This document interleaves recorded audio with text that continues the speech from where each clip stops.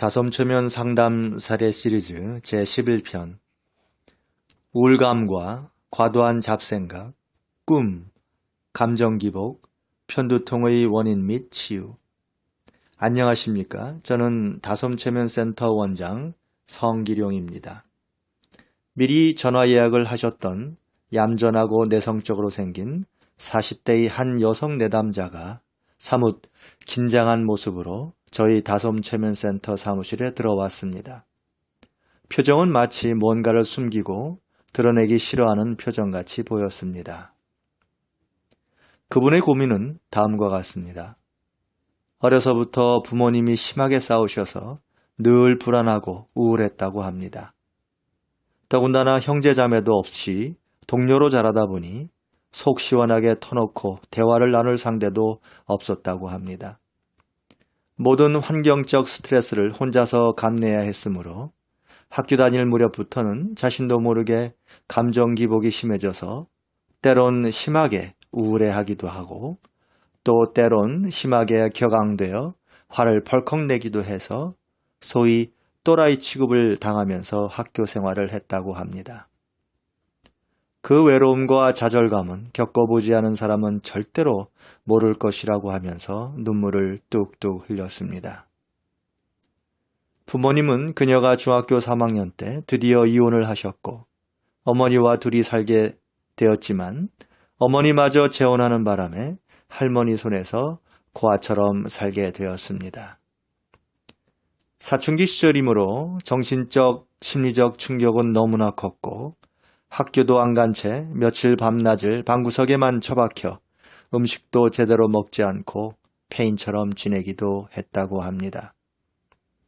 그런데 그때부터 편두통이 생겨서 심할 땐 거의 호흡도 하기 어려울 정도까지 고통을 느끼곤 했다고 했습니다. 병원도 다녀보고 여러 노력도 해보았지만 모두 그때뿐이고 성과가 없었다고 했습니다.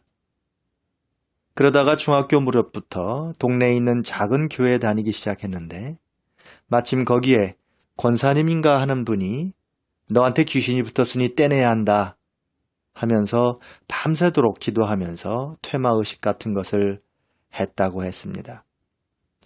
그런데 놀랍게도 나는 서울 사람인데 내 입에선 경상도 사투리가 튀어나왔다고 했습니다. 자기가 내 몸속에 있는 무당 귀신이라고 하면서 온갖 저주의 말을 퍼부었습니다. 나를 내쫓으면 너희 애들을 다 잡아가겠어. 라고 미친 듯이 욕을 퍼부으면서 반항을 하고 몸속 깊숙이 숨어버렸는지 다시 나타나지 않았습니다. 그 뒤로 편두통은 멈추지 않고 여전했고 감정 기복이 더 심해졌다고 했습니다. 지금까지 돈 벌고 애들 키우느라고 정신이 없었기 때문에 차일피일 미루다가 더 이상 안 되겠다고 생각한 내담자는 저희 다솜체면센터를 방문했다는 것이었습니다. 구두 상담을 하고 나서 그분을 최면으로 유도했습니다. 최면에 점점 깊이 들어가면서 몸의 긴장도 풀리고 마음이 활짝 열리면서 그 내담자가 겪는 고통의 원인이 밝혀지기 시작했습니다. 내보내려다가 실패한 무당 귀신이 혹시 있는지부터 알아봤습니다. 다음은 내담자의 구술을 바탕으로 요약한 최면 상담 내용입니다. 편두통 쪽에 뭐가 있는 것 같은 느낌이 들어요. 이게 뭘까요? 머릿속에 웬 허름한 초가집이 한 채 보입니다. 방 아랫목에 안전뱅이 책상이 있고 그 위에 책들이랑 방울, 촛대 같은 물건들이 보여요. 책들은 모두 한자로 써 있어서 무슨 내용인지는 알 수가 없어요. 벽엔 울긋불긋한 한복이 여러 벌 있습니다. 저는 그 방이 바로 그 무당 귀신의 거처임이 틀림없다고 생각하고 계속 진행해 갔습니다. 사람은 아무도 안 보여요. 어떤 젊은 여자가 들어와서 앉네요. 여기 주인인 것 같아요. 나이는 한 20살, 19살? 그 정도로 보이고 얼굴은 굳어있고 무서운 표정을 하고 있어요. 뭔가 기분이 상당히 거슬려서 짜증나고 화가 난 것 같아요. 아, 알겠어요. 자신의 존재를 찾아냈기 때문이에요. 저 있는 쪽을 째려보면서 화를 내요. 왜들 그래? 나를 내쫓으려고 그러지? 웃기지들 마. 나는 안 나간다고. 너희들 죽기 전에 안 나가. 가! 안 나가면 너희들 다 죽여버릴 거야. 말씨는 경상도 사투리로 쏘아붙였습니다. 이 말에 저도 섬뜩한 공포심을 느꼈지만 마음을 가다듬고 용기를 내어 그 무당 귀신을 설득해서 그 귀신의 죽은 내력을 듣게 되었습니다. 다음은 내담자를 통해 구술한 그 귀신의 말입니다. 나는 정말로 찢어지게 가난한 산골 촌 동네에서 제일 못 사는 집에서 엄니랑 둘이 살았어.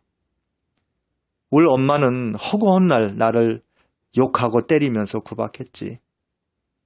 내담자의 얼굴에 노기가 등등했습니다.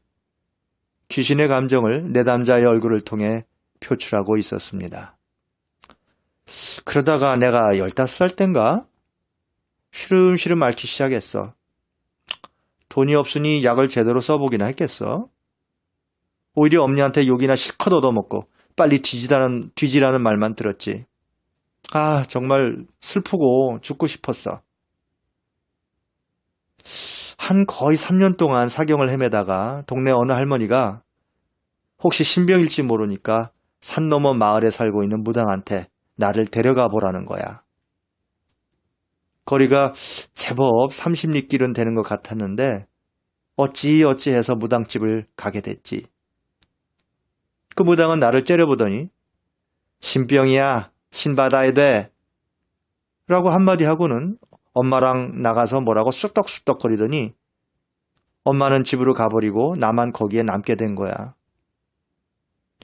나는 몸도 아프고 너무 무섭고 엄마가 원망스러워서 눈물만 펑펑 흘렸는데 무당한테 야단만 오지게 맞았어. 그래도 먹을거리는 있어서 집보단 좀 나았지. 며칠 지나서 몸이 조금씩 기운이 돌더라고. 그랬더니 그 무당이 나한테 내린굿을 해서 나는 신을 받고 무당이 됐어. 하지만 난 무당 짓이 너무 싫고 무서웠어. 무당 수업을 한 1년 정도 받았나? 그러다가 도망쳐서 깊은 산골로 들어갔어. 버려진 오두막 한 채를 발견하고 거기서 살기 시작했지. 그런데 먹을 것이 없어서 늘 굶다시피 하고 밤엔 짐승 소리가 너무 무서웠어. 그러다가 어느 날 도저히 이렇게 살 수는 없다 생각해서 대들보에 목을 메고 자살했어. 근데 죽으면서 웃긴 것이 그렇게 무당집이 싫었는데 그땐 왜 그렇게 거기에 있었던 약과랑 과일이 먹고 싶었는지. 내담자는 마치 연극배우라도 된 듯이 무당 귀신이 말을 할 때마다 표정이 바뀌고 어조도 바뀌었습니다. 그리고 자기가 왜 경상도 사투리를 쓰고 있는지 모르겠다고 하면서 황당해했습니다. 귀신이 아마도 경상도 사람이었던 같다는 생각이 들었습니다. 그 무당 귀신은 자살한 후 여러 사람 몸속에 들어갔다 나왔다 하면서 이 내담자가 중학교 다닐 때 부모님이 이혼하고 극심한 스트레스를 받고 있었을 때 내담자의 몸속에 들어왔다고 했습니다. 주로 내담자의 머릿속에 머물면서 손가락으로 머리를 쿡쿡 찔러댔다고 했습니다.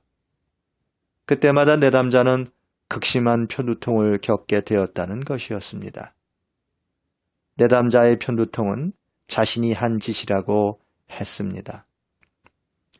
장시간 무당 귀신과 대화를 하고 드디어 나가겠노라는 대답을 듣고 귀신을 내담자의 몸 밖으로 내보냈습니다.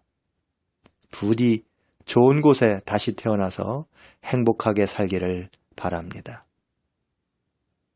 최면에서 깨어난 내담자는 멍한 표정으로 나를 쳐다보았습니다. 한 달 뒤 그분에게서 문자가 왔습니다. 최면 끝내고 그 일주일은 자기 생애에서 가장 끔찍한 편두통에 시달렸다고 합니다. 그러다가 신기하게도 편두통이 서서히 가라앉더니 지금은 미미한 느낌만 있다고 했습니다. 그래서 운동도 하고 생각도 가급적이면 긍정적으로 밝게 하면서 살려고 노력하고 있다고 말했습니다. 그러면서 너무 고마워했습니다. 여러분, 세상에는 우리가 알지 못할 많은 기이한 현상들이 있습니다.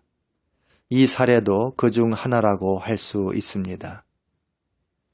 과학적으로 증명하기 어렵기 때문에 함부로 이렇다 저렇다 단정 지을 수는 없습니다. 최면후 내담자가 얼마나 달라졌는가에 무게를 두어야 합니다. 지금까지 긴 글 경청해 주셔서 대단히 감사합니다. 다솜 최면센터 원장 성기룡이었습니다. 감사합니다.